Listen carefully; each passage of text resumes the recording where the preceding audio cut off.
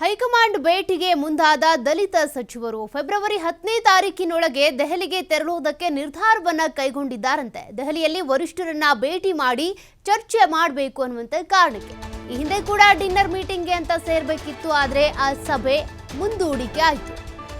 ಹಾಗಾದ್ರೆ ನಾವು ಸಭೆ ಸೇರೋ ಹಾಗಿಲ್ವಾ, ಒಟ್ಟಿಗೆ ಮೀಟಿಂಗ್ ಮಾಡೋ ಹಾಗಿಲ್ವಾ, ಡಿನ್ನರ್ ಮೀಟಿಂಗ್ ಅಂತ ಕರೆದ್ರೆ ನಮ್ಮ ಕಷ್ಟ ಸುಖ ನಾವು ಮಾತನಾಡೋ ಹಾಗಿಲ್ವಾ ಅಂತ ದಲಿತ ಸಚಿವರು ಪ್ರಶ್ನೆ ಮಾಡಿದ್ರು.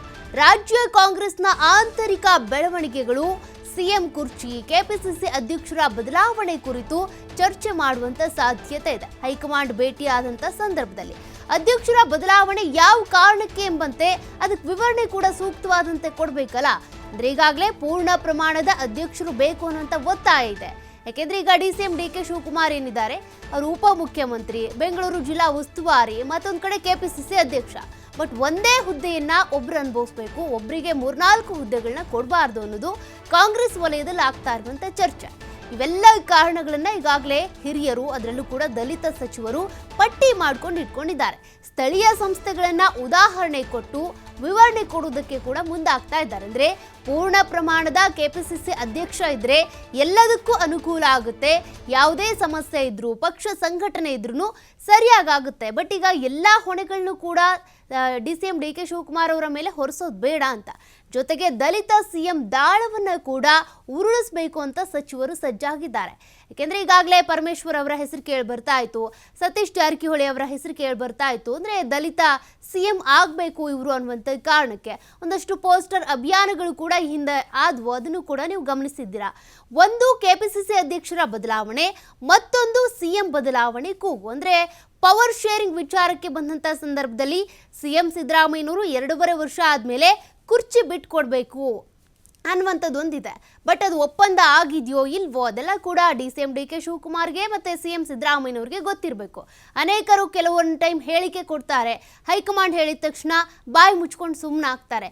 ಹಾಗಾಗಿ ಈಗ ಸದ್ಯಕ್ಕೆ ಸಿಎಂ ಸಿದ್ದರಾಮಯ್ಯನವರು ಸಿಎಂ ಕುರ್ಚಿಯಿಂದ ಇಳಿದ್ರೂ ಕೂಡ ದಲಿತ ಸಿಎಂఏ ಆಗಬೇಕು ಅನ್ನುವಂಥ ಕಾರಣಕ್ಕೆ ಆ ರೇಸ್ನಲ್ಲಿ ಸದ್ಯಕ್ಕಿರೋದು ಸತೀಶ್ ಜಾರಕಿಹೊಳಿ ಮತ್ತು ಅದೇ ರೀತಿಯಾಗಿ ಪರಮೇಶ್ವರ್ ಅವರ ಹೆಸರು ಆಗಾಗ ಮುಂಚೂಣಿಯಲ್ಲಿ ಕೇಳಿ ಬರ್ತಾ ಇದೆ. ಬಟ್ ಅದು ಓಕೆ ಆಗುತ್ತಾ, ಹೈಕಮಾಂಡ್ನವ್ರು ಅದಕ್ಕೆ ಓಕೆ ಅಂತಾರ, ಅಸ್ತು ಅಂತಾರ, ಅದು ಬೇರೆ ಪ್ರಶ್ನೆ. ಬಟ್ ಸದ್ಯಕ್ಕೆ ಬಹಳ ದೊಡ್ಡದಾದಂಥ ಯಕ್ಷ ಪ್ರಶ್ನೆ ಇರೋದು ಕೆಪಿಸಿಸಿ ಅಧ್ಯಕ್ಷರ ಬದಲಾವಣೆ ವಿಚಾರಕ್ಕೆ ಸಂಬಂಧಪಟ್ಟಂತೆ. ಹೈಕಮಾಂಡ್ ಅವರು ಕೂಡ ಈಗಾಗಲೇ ಹೇಳಿರೋ ಪ್ರಕಾರ ಸದ್ಯಕ್ಕೆ ಕೆಪಿಸಿಸಿ ಅಧ್ಯಕ್ಷರ ಬದಲಾವಣೆ ಬೇಡ ಅಂತ. ಯಾಕೆಂದ್ರೆ ಪಕ್ಷ ಸಂಘಟನೆ ಮಾಡುವಂತ ಸಂದರ್ಭದಲ್ಲಿ ಆಗ ಬಿಜೆಪಿ ಅಧಿಕಾರದಲ್ಲಿತ್ತಲ್ಲ, ಆಗಿನಿಂದ ಸರ್ಕಾರವನ್ನು, ಕಾಂಗ್ರೆಸ್ ಸರ್ಕಾರವನ್ನು ಅಧಿಕಾರಕ್ಕೆ ತರೋರಲ್ಲಿಯೂ ಕೂಡ ಕೆಪಿಸಿಸಿ ಅಧ್ಯಕ್ಷರಾಗಿ ಬಹಳ ಮಹತ್ತರ ಪಾತ್ರ ವಹಿಸಿರೋದು ಡಿ ಕೆ ಶಿವಕುಮಾರ್ ಅವರು. ಹಾಗಾಗಿ ಅವರ ಬದಲಾವಣೆ ಸದ್ಯಕ್ಕೆ ಬೇಡ ಅಂತ. ಇದಕ್ಕೆ ಸಂಬಂಧಪಟ್ಟಂತೆ ಈಗಾಗಲೇ ರಾಜ್ಯ ಉಸ್ತುವಾರಿ ರಣದೀಪ್ ಸಿಂಗ್ ಸುರ್ಜೇವಾಲಾ ಅವರು ಕೂಡ ಆಗಾಗ ಬಂದು ಹೋದ್ರು, ಮ್ಯಾರಥಾನ್ ಮೀಟಿಂಗ್ಗಳನ್ನ ಮಾಡಿದ್ರು. ಒಂದು ಇದು ಅಸಮಾಧಾನ. ಮತ್ತೊಂದು ಕಡೆ ದಲಿತ ಸಚಿವರು ಎಚ್.ಸಿ. ಮಹದೇವಪ್ಪ ಇರ್ಬೋದು, ಸತೀಶ್ ಜಾರಕಿಹೊಳಿ ಇರ್ಬೋದು, ಜಿ ಪರಮೇಶ್ವರ್ ಇರ್ಬೋದು, ಇವರೆಲ್ಲರೂ ಕೂಡ ಸಿದ್ದರಾಮಯ್ಯನವರ ಜೊತೆಗೆ ಒಂದು ಮೀಟಿಂಗ್ ಮಾಡಬೇಕು, ಡಿನ್ನರ್ ಮೀಟಿಂಗ್ ಮಾಡಬೇಕು ಅಂತ ಮುಂದಾಗಿದ್ರು. ಬಟ್ ಅದಕ್ಕೆ ಹೈಕಮಾಂಡ್ ಬ್ರೇಕ್ ಹಾಕ್ತು. ಎಐಸಿಸಿ ಅಧ್ಯಕ್ಷ ಮಲ್ಲಿಕಾರ್ಜುನ್ ಖರ್ಗೆ ಇರ್ಬೋದು, ರಣದೀಪ್ ಸಿಂಗ್ ಸುರ್ಜೇವಾಲಾ ಇರ್ಬೋದು, ಡಿಸಿಎಂ ಡಿ ಕೆ ಶಿವಕುಮಾರ್ ಇವರೆಲ್ಲರೂ ಕೂಡ ಸೇರಿಕೊಂಡು ಈ ರೀತಿ ಮೀಟಿಂಗ್ ಸೇರೋದು ಬೇಡ, ಸದ್ಯಕ್ಕೆ ಪೋಸ್ಟ್ಪೋನ್ ಮಾಡಿ ಅಂದರು. ಹೀಗಾಗಿನೇ ಪರಮೇಶ್ವರ್ ಅವರು ಕೂಡ ಮೊನ್ನೆ ಅಷ್ಟೇ ಅಸಮಾಧಾನವನ್ನು ಹೊರಹಾಕಿದ್ರು.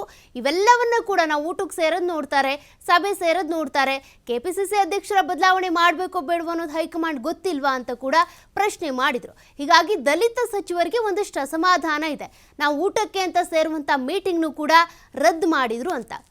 ಈಗ ಮತ್ತೆ ಸಭೆ ಸೇರಬೇಕು ಅಂದ್ಕೊಂಡಿದ್ದಾರೆ.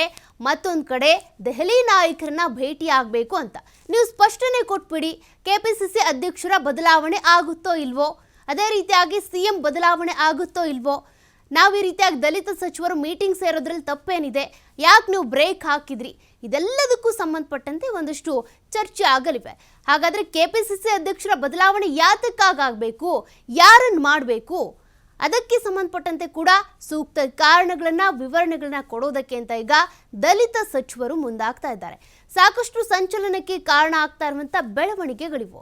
ಕಾಂಗ್ರೆಸ್ ಅಂತ ಬಂದಾಗ 135 ಶಾಸಕರಿರುವಂತಹ ಪಕ್ಷ ಮೊನ್ನೆ ಆದಂತ ಉಪಚುನಾವಣೆ ಬೈ ಎಲೆಕ್ಷನ್ ಏನಿದೆ ಅಲ್ಲೂ ಕೂಡ ಗೆದ್ದು ವಿಜಯವನ್ನ ಸಾಧಿಸಿದ್ದಾರೆ.